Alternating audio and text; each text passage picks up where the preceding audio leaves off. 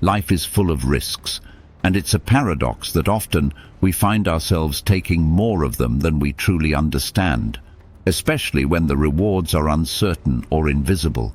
There's something about the thrill of potential gain that clouds our judgment, making us prone to taking chances that, on the surface, might seem rewarding.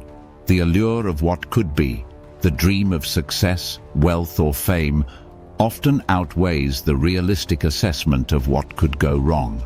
And this drives us to make decisions based on emotion rather than sound reasoning. The reason we often fail to recognize this pattern is rooted in human psychology.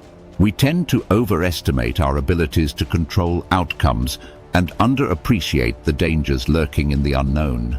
Our minds are wired to favor immediate gratification and are drawn to opportunities that promise quick rewards, even if they come with significant risks.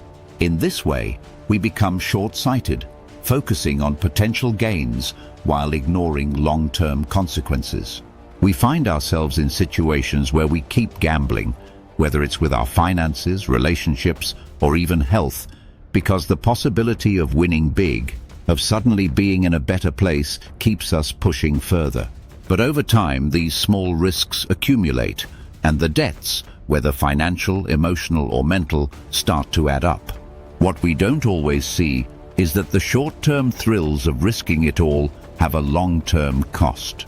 And before we realize it, we've made ourselves poorer, not just in material wealth, but in peace of mind, relationships, and opportunities. At the core of this is a lack of self-awareness. When we're in the thick of it, it's hard to step back and realize the cumulative effect of our actions.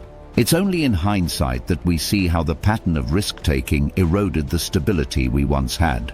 And that's when the realization hits. We didn't just risk too much, we failed to understand the true cost of those risks. In the end, we find ourselves poorer, not just financially, but in the ways that matter most.